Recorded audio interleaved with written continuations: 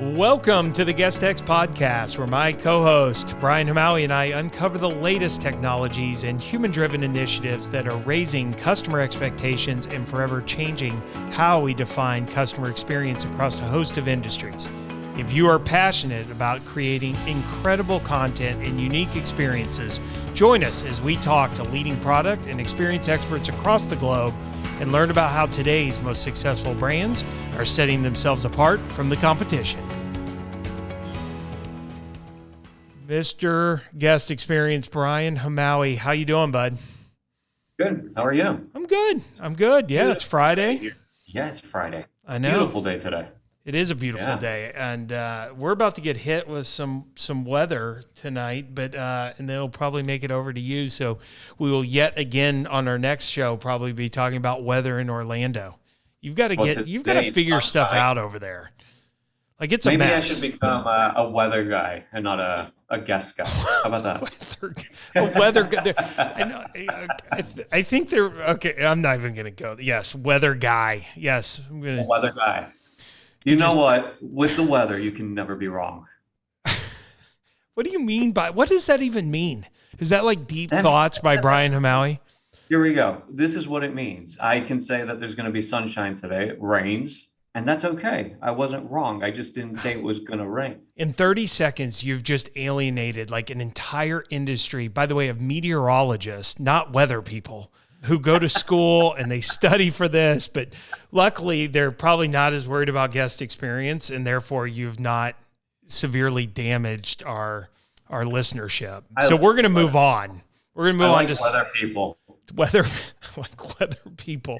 We're going to move on so that you can talk about something you're actually qualified to talk about, guest experience. But, you know, it's been fun. One of the things I love about our show is you go from, 2 weeks ago, Chip Conley, right?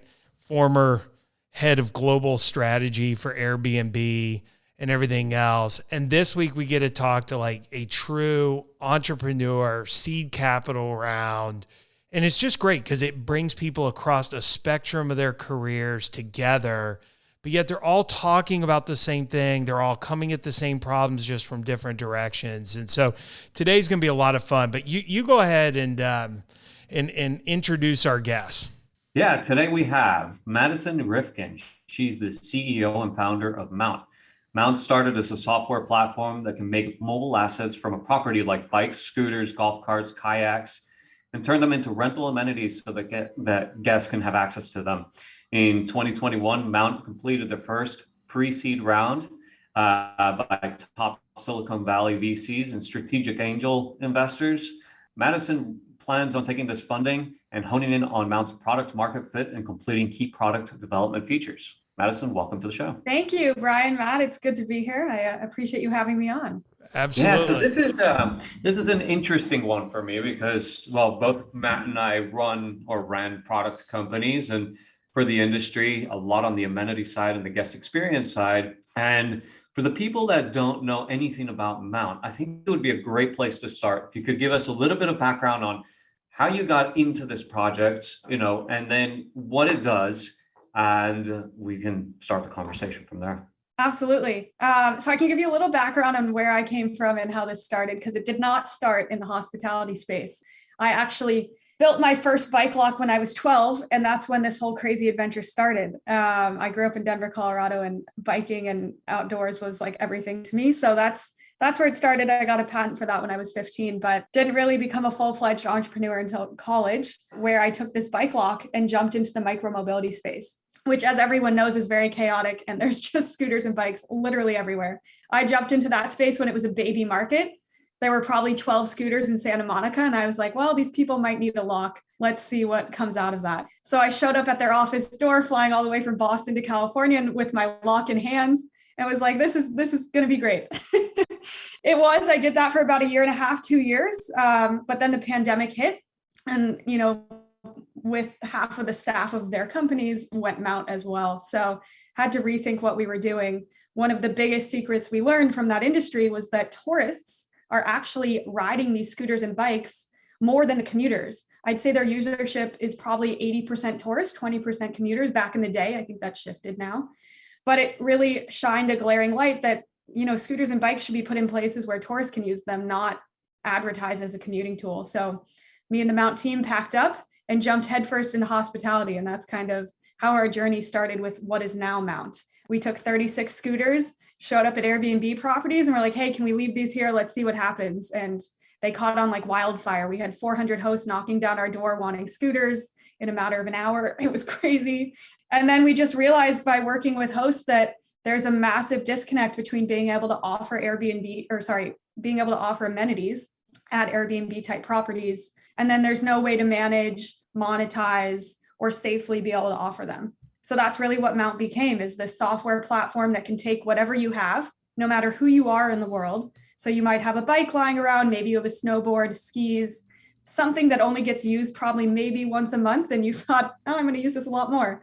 It's sitting around gathering dust. List that on the Mount platform. It now becomes a rentable amenity. And any tourist that comes to your destination can open the Mount app, see what's available to rent, simply grab it. You don't even have to be there to facilitate the rental. And they're having a great time. You're making money.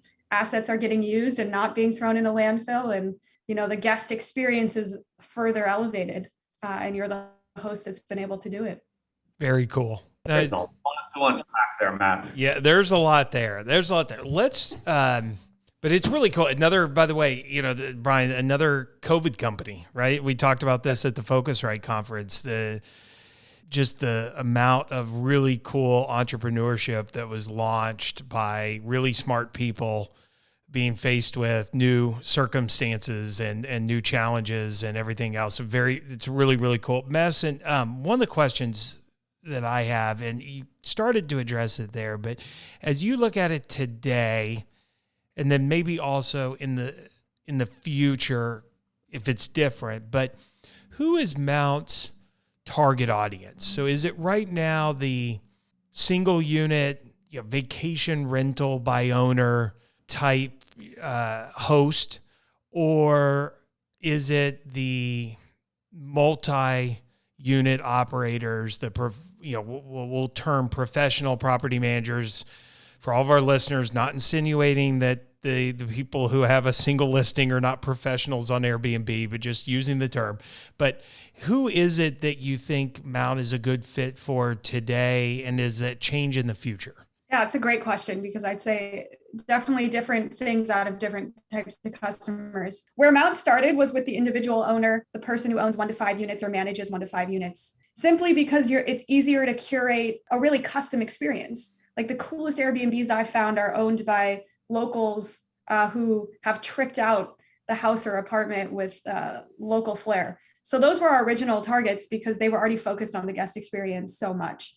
We then realized that, yes, they're great. They're going to work really hard to get their amenities listed, but there was a need in the market for larger property managers, because they didn't have tools to be able to offer these amenities, but they needed to be able to compete in the marketplace.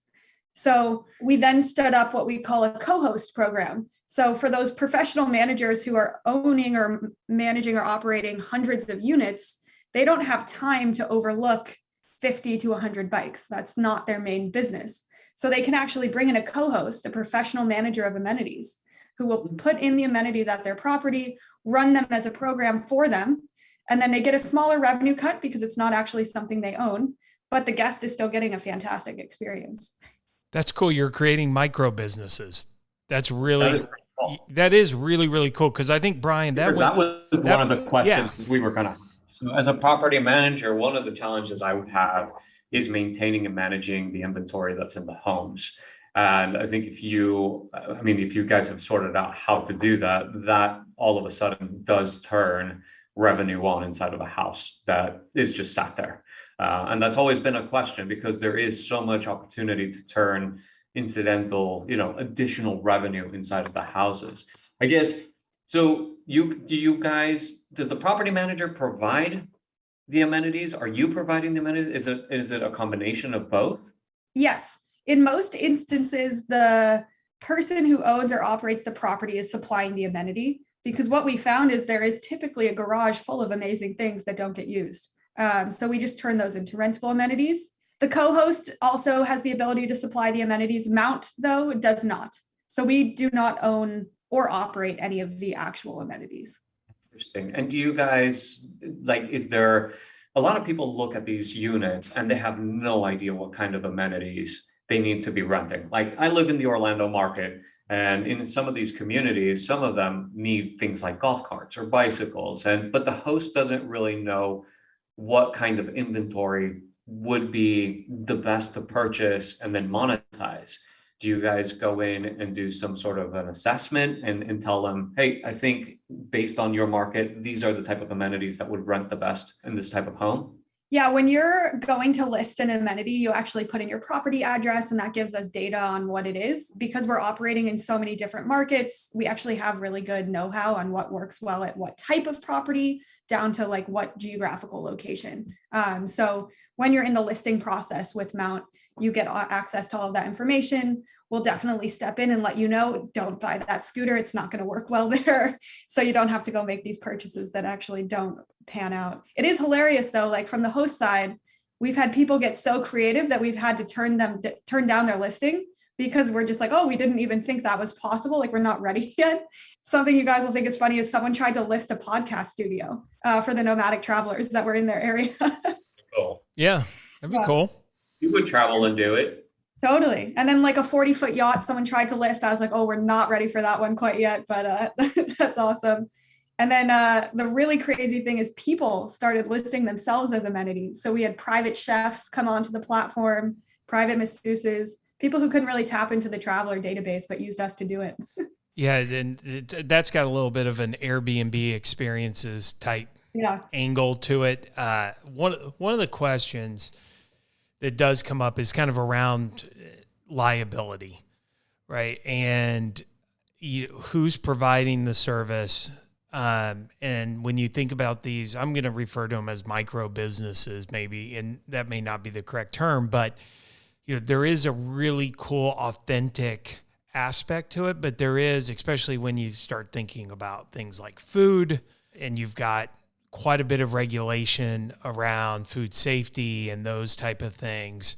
There then does become, you start getting into an area of maybe some liability. And obviously, Mount, I think you bring up a good point. Mount, very much like Airbnb, is a marketplace, right? It's a two-sided marketplace, and you're just helping aggregate them. But how have you tackled that liability, and where do you see potential for improvement there, or where are some of the current limitations? And maybe it is just about restricting kind of the things you're allowing, the type of commerce you're allowing to happen on the platform today until some of those issues can get worked out.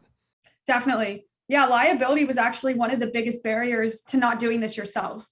Like, it'd be very scary to go list a bike and then take on all the liability. And it's great because we came from that world. Micromobility was on the forefront of changing the way liability and insurance worked. They still are.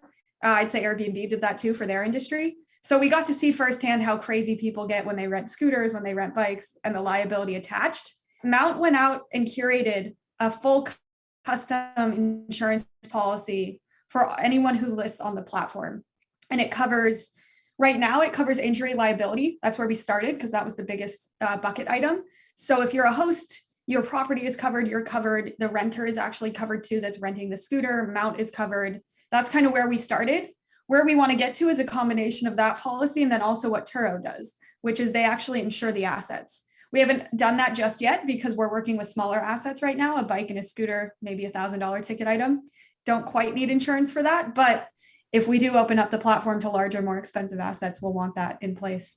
I'm a big Turo user, and it's good. I think guest experience wise, they've got a little bit of a way to go because the delivery of their product can get complicated at airports and things like that, where I think Mount, it's not a bad thing. I actually think it's a good thing that some of these things are smaller for you all because, if I rent a stand-up paddle board or a bike, I mean, flat tire is a big deal, but it's a smaller dollar amount. And if it can be in the garage when I get there, it's not as difficult to maybe deliver on my expectation, which really is meeting that a good positive guest experience is at least matching the expectation, where I think Turo is still a little bit struggling with that. but it's really cool on the insurance, because I agree. I think that's a barrier.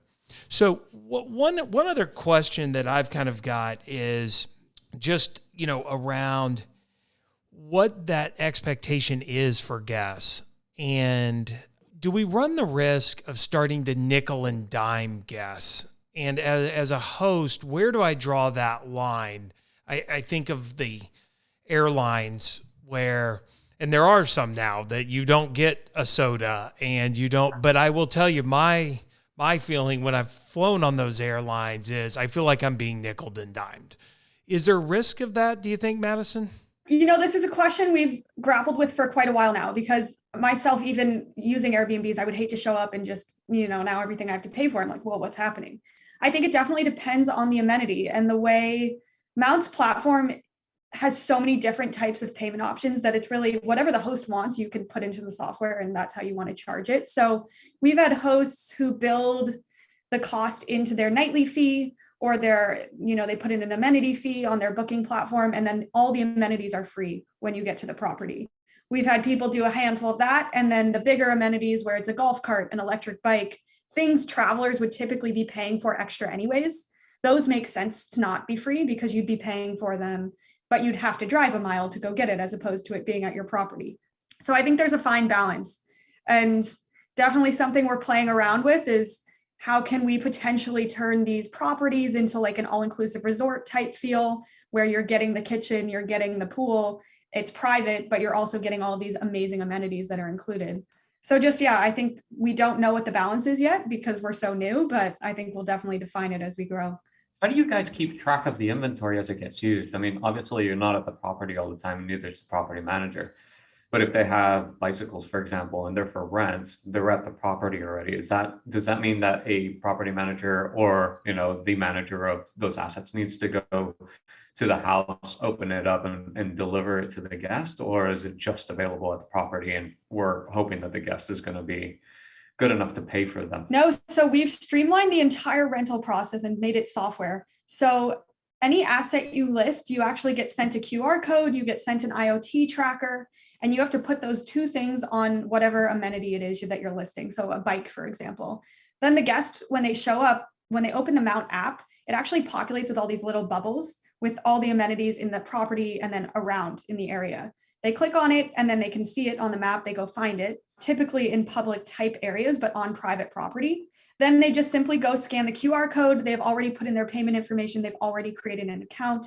And it just says, hey, do you want to rent this by the minute, by the hour, by the day for your entire stay? And then it's theirs. And what the software does is actually kind of unique. We took this from the micromobility world, is we basically created a geofence around each property and their amenities, which is essentially an invisible fence. So the amenity knows where it is at all times, and you can't stop renting it until you're back at the property. So we've eliminated that use case where things get left in the middle of the street, in the middle of the sidewalk, and the rental stops, because that drove us crazy coming from an industry where that happened. So we eliminated that in our model. That's very smart. Yeah. I mean, I just look at assets. I'm like, how do you keep control of all of this stuff? I know Matt's got more questions. This is right down his alley. It is. I have more of a bit. It is. I'm just thinking about a couple, but from a business perspective, Madison, is Mount B2B to C, or do you view it eventually as B2C? I mean, right now you're using the other businesses to effectively drive you, the consumers, at a lower cost of acquisition than if you were trying to go out and just create this through Google AdWords, and that could be very, very expensive, right? And you need them, you need that side of it, but it is the chicken or the egg. So how do you view the platform? Yeah, I think it's exactly what you summed up, in that Mount right now is using Airbnb hosts, the travelers in that network, as kind of a way to kickstart our acquisition and kind of brand know-how. It was an easy way for us to aggregate the market, essentially, because technically it's quite dispersed, and going after one by one would be very challenging to find. So right now we're working to actually integrate Mount and the rental feature into every layer of software that exists within the short-term rental industry. We started with guest experience apps and embedded the rental feature into those type of apps. We then went to the OTA level and embedded the rental feature at the direct point of booking. And once we're done executing and launching all of that, which is quite a lot, the Mount brand is what comes next. And essentially, Mount really, the vision for us is renting amenities, being able to do cool things when you travel. It doesn't just stop actually when you travel. The vision for Mount is to have these amenities, and it's where you're living, where you're traveling, and where you're working. Because really, who wants to buy a bike to use it once a month and you've just spent a few $1,000s when you could just rent it when you need it? So that's eventually where we'd like to go to is that direct to consumer, but not starting there. Yeah. Okay. No, that makes a lot of sense. I think it is. People underestimate in today's world how hard it is to gain. Just the consumer is inundated with everything they're having to think about, and to build a brand with consumers directly is incredibly expensive, and time can be. And I think the way you guys are going at it makes a lot of sense. So for our listeners who may be interested in co-hosting, for our professional property managers, for our single unit listeners, what is the best way? Obviously, I'm guessing go to the website. Are they able to, is it self-onboarding? How's that process work? Yeah, and what locations are you guys serving as well? I mean, are you guys nationwide? Are you guys looking at particular destinations that you can serve? Good question. So the way you can find us is our website. We have yet to launch the self-serve listing feature just yet. That actually should be launching in April. So keep your eyes out for that. If you want to get in contact with us, LinkedIn, email, or the website is the best option. We are actually servicing globally at the moment. So we started US, opened up both coasts, and then realized that our core traveler is actually someone who's taking destination type travel. So Costa Rica, Greece, Italy, we want to capitalize on this before COVID really goes away and we can open up the world to massive travel again. So I think now is the perfect time to list an amenity and get trying the program. That's great. Well, Madison, thank you so much. It's really been fun, and it's a cool concept. I think it's so broad in its, or expansive in its opportunity, that to me, it's just more about where do you focus, because you're right. I mean, it can become experiences and people actually trying to list themselves as the asset, right? And things like that. And maybe that's a good place, but it's tough to start everywhere. And I think I'm encouraged by the fact that you guys are trying to really find a good base to then build from. But very impressed by everything you're building and everything you've done. And we really appreciate you coming on today. Yeah, absolutely. No, I always love talking guest experience, seeing what everyone else is up to. And yeah, so thank you for having me on. And yeah, I'm happy to be back anytime. Absolutely. That's it for this week's episode of GuestX. Be sure to sign up for our email list at guestxpodcast.com. That's guest, the letter X, podcast.com. And follow us on your favorite podcast app so that you don't miss our next episode. We are Mr. Guest Experience Brian Hamawi and Matthew Loney signing off and reminding you to always create a customer experience worth talking about.